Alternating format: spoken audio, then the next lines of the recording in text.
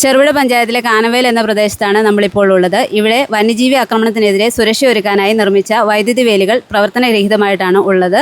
അതിവിടുത്തെ ജനജീവിതത്തെ കാര്യമായിട്ട് ബാധിച്ചിരിക്കുകയാണ്. കൂടുതൽ വിവരങ്ങൾ നമുക്കിവിടെയുള്ള പ്രദേശവാസികളോട് ചോദിച്ചറിയാം. രാവിലെ എല്ലാവരും തന്നെ പണിക്ക് പോകും. പണിക്ക് പോയിട്ട് ഉച്ച കഴിഞ്ഞ് വൈകുന്നേരം ആണ് അവരുടെ വീടുകളിൽ വരുന്നത്. കഠിനാധ്വാനം കഴിഞ്ഞ് വീട്ടിൽ വരുമ്പം രാത്രി ഒരു സൂര്യൻ തരാത്ത ഒരു ആനയുടെ ഒരു പ്രകമ്പനമാണ്. അതായത് ഈ ഭാഗം കുറച്ച് താഴ്ന്ന സ്ഥലമാണ്. അത് കുഞ്ഞുങ്ങളും തള്ളയുമായിട്ട് ഇവിടെ ഒരു കുളവും ഒരു കുത്തിയിട്ടിട്ടുണ്ട്. ഈ വൈൽഡ് ലൈഫിൻ്റെ ബൗണ്ടറിയാണിത്. കർണാടക സ്റ്റേറ്റിൽ നിന്നാണ് ഇങ്ങോട്ട് ഇത് ഇറങ്ങുന്നത്. ഇതിന് ഏക ആശ്രയമായിട്ടുള്ളത് ഞങ്ങൾക്ക് ഈ സോളാർ വേലിയാണ്. ഇതിൻ്റെ ബാറ്ററി വീക്കായി പോയിട്ട് ഏതാണ്ട് 5-6 മാസത്തോളം കഴിഞ്ഞ് പിന്നെ പഞ്ചായത്തിൽ പല അപേക്ഷകളും കൊടുത്തു. ഇതുവരെയായിട്ടും അതൊരു നോക്കുത്തിയെ പോലെ ഇവിടുത്തെ ജനങ്ങളെ ഒരു മൃഗങ്ങളെക്കാളും ഒരു ഇതായിട്ടാണ് അധികാരികൾ കാണുന്നത്. അപ്പോൾ അതിനോട് വിധേയപ്പെട്ട് ഇവിടുത്തെ ആൾക്കാർക്ക് സൂര്യജീവിതം, പിള്ളേരാണെങ്കിൽ സ്കൂള് തുറക്കുന്ന കാലഘട്ടമാണ്. സൗകര്യമായിട്ട് രാത്രി വീട്ടിൽ കിടന്നുറങ്ങാൻ മേലാത്ത ഒരു അന്തരീക്ഷമാണ് ഇപ്പോൾ ഉള്ളത്. അതിന് ബഹുമാനപ്പെട്ട അധികൃതരുടെ ഭാഗത്തു നിന്നും നമുക്കൊരു സംരക്ഷണ വലയം ഇപ്പോഴും അനിവാര്യമാണ്. അതിന് ഞങ്ങൾ പഞ്ചായത്തിനെയും അതുപോലെ തന്നെ മറ്റ് നമ്മുടെ സാമൂഹ്യ പ്രവർത്തകരെയും മുഴുവനും ആശ്രയിച്ച് ഞങ്ങൾ പല പരാതികളും കൊടുത്തു. ഇവിടെ ഒരു 19ഓളം കുടുംബങ്ങൾ ഈ വേലിയുടെ ഈ പരിസരത്തായിട്ട് ഞങ്ങൾ താമസിക്കുന്നവരുണ്ട്. ഇത് ഒന്നുമല്ലാത്തൊരു പരിസ്ഥിതി കൂടിയാണ് പോകുന്നത്. രാത്രി കാലങ്ങളിൽ പണിയെടുത്തിട്ട് വീട്ടിൽ കിടന്നുറങ്ങാൻ പറ്റാത്തൊരു പരിസ്ഥിതിയാണ്. കഴിഞ്ഞ ദിവസം ഒരു വലിയ 40ഓളം 10, 25, 30, 40ഓളം ആനകളോട് ഉണ്ടായിരുന്നു. ഒരു 3-4 ദിവസമായിട്ട് ഇവിടുത്തെ ജനങ്ങൾ അന്തി ഉറങ്ങിയിട്ട്. അങ്ങനെ വളരെ ദാരുണമായ ഒരു അന്തരീക്ഷമാണ് കാനംവയൽ ST കോളനിയെ സംബന്ധിച്ച് ഇപ്പോൾ ഉള്ള നിലപാട്.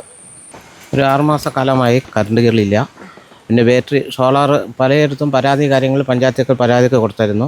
അവർ വന്ന് നോക്കുകയോ പിടിക്കുകയോ ഒന്നും ചെയ്തില്ല.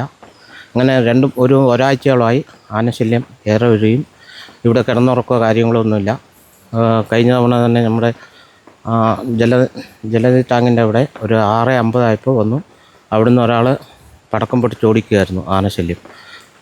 ഇവിടെ തിരഞ്ഞെടുപ്പ് കഴിഞ്ഞാൽ പിന്നെ മെമ്പർമാരോ കാര്യങ്ങളോ വരികയോ പഞ്ചായത്ത് പ്രസിഡൻറ്റോ കാര്യങ്ങളോ അന്വേഷിക്കുകയോ ജനപ്രതിനിധികളോ അന്വേഷിക്കുകയോ ഒന്നും ചെയ്തില്ല. അങ്ങനെ ആനയുടെ കാര്യം അതിരൂക്ഷമായി മുന്നോട്ട് പോവുകയാണ്. മിനിഞ്ഞാന്ന് ആന ഇറങ്ങിയായിരുന്നു. ഇവിടെ അടുത്തായിരുന്നു. അങ്ങനെ താഴോട്ട് ഇറങ്ങിയില്ല. ഈ പോർഷൻ്റെ അടുത്ത് പട്ടി കയറി ചെന്നപ്പോൾ ആന അലറിക്കൊണ്ട് ഇങ്ങോട്ട് വരികയായിരുന്നു. ഞങ്ങളാരും അന്ന് ഉറങ്ങിയില്ല. നേരം വെളുക്കുന്നവരെ ആനയെ ഓടിച്ചുകൊണ്ടിരിക്കുകയായിരുന്നു പടക്കം പൊട്ടിയും കാര്യങ്ങളായിട്ട്. 6 മാസത്തോളമായി കറണ്ടില്ലാത്ത. ഞങ്ങൾ പഞ്ചായത്തൊക്കെ പരാതി നൽകി, ഒരു കൂട്ടത്തിൽ പരാതി നൽകി, ജില്ലാ കളക്ടറിന് അപേക്ഷ വെച്ചു.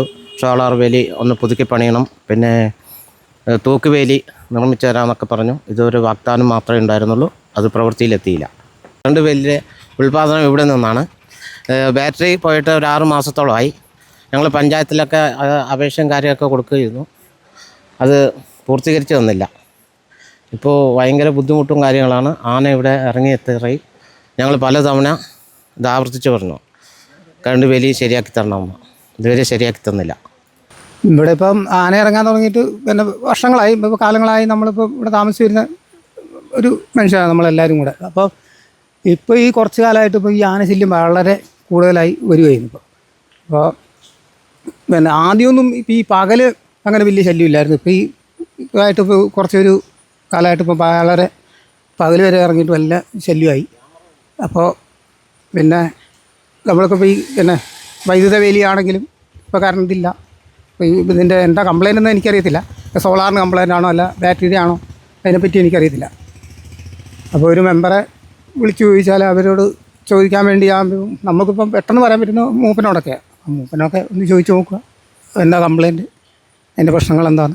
ഇവരുടെ ഈ ദുരിത ജീവിതത്തിന് അധികൃതർ ശാശ്വത പരിഹാരം കാണുമെന്ന പ്രതീക്ഷയിൽ ക്യാമറാമാൻ രാഹുലിനും അർച്ചനയ്ക്കുമൊപ്പം ഷിൻഡു, ന്യൂസ് ടൈം കേരള.